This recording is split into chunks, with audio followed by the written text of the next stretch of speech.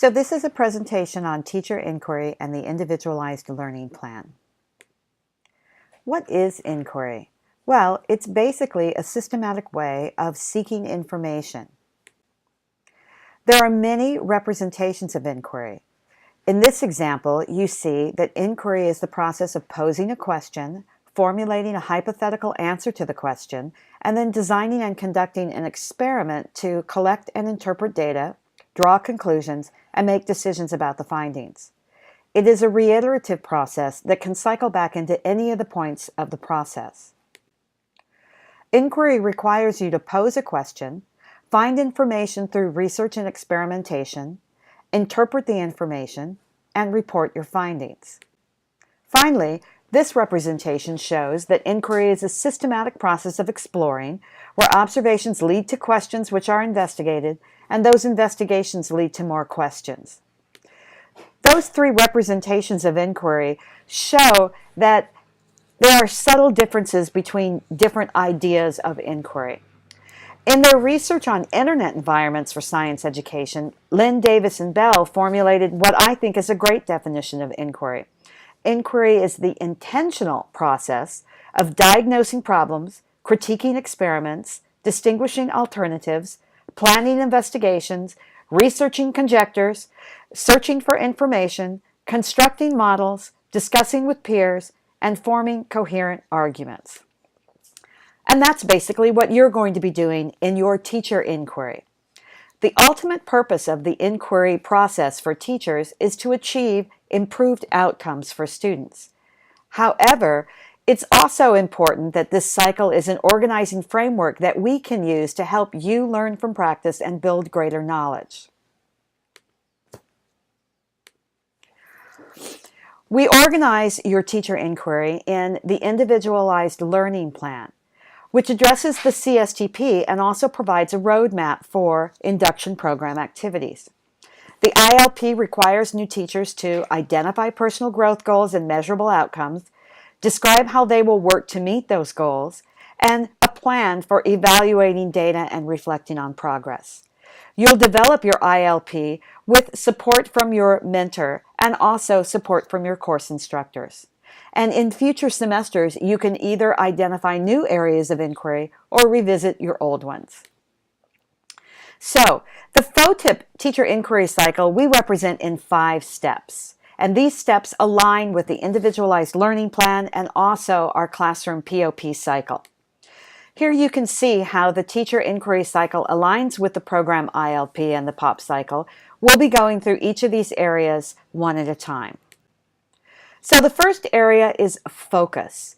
In the focusing stage of teacher inquiry, teachers identify student outcomes for a specific change in student learning or achievement. They ask questions like, what baseline data documents students' current abilities? What do you want students to be able to do? And what evidence would confirm that students meet these new outcomes? The purpose here is that teachers establish a baseline for student performance, and the key question is, what's important and therefore spending time on? Here it is represented in the focus section, under the ILP and under the POP cycle.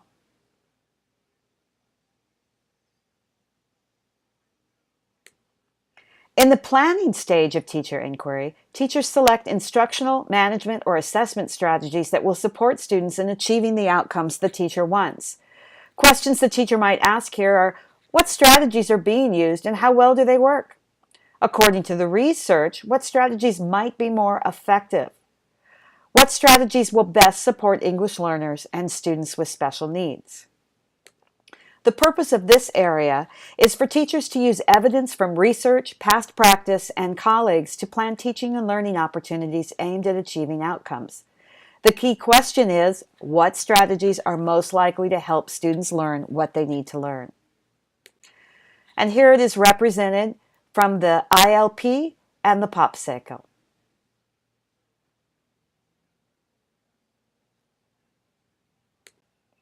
In the third section of the teacher inquiry process, teachers teach the lesson utilizing the new strategies. And as they're doing this, they metacognitively monitor the lesson. Questions the teacher might be asking are, What teacher and student actions occurred during the lesson? How did the lesson flow, more or less smoothly? And where did teachers and students need more correction or monitoring? The purpose of this area is to utilize the new strategies, and the key question to be asked is, how are these new strategies working?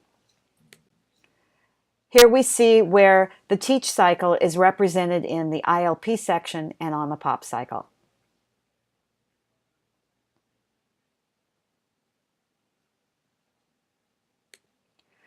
In the fourth stage of teacher inquiry, teachers analyze data and compare the pre and post assessments.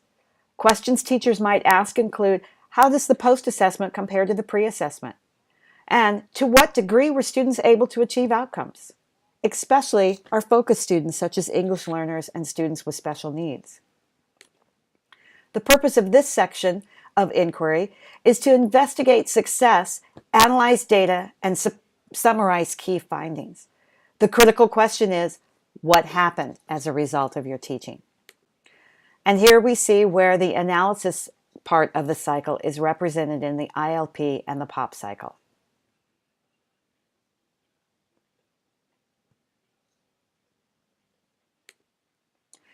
Finally, in the reflection stage of teacher inquiry, teachers evaluate the effectiveness of the strategies and use information to decide next steps.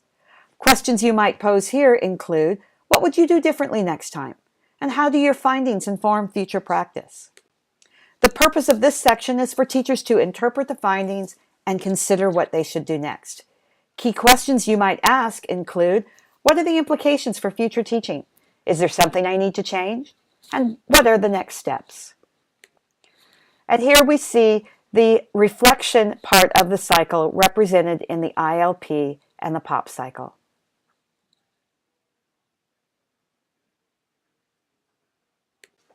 And once again, let's take a quick look at the teacher inquiry cycle. Here we can see that we have followed it through from focus to planning, to teaching, to analysis, to reflection. These are the references I used.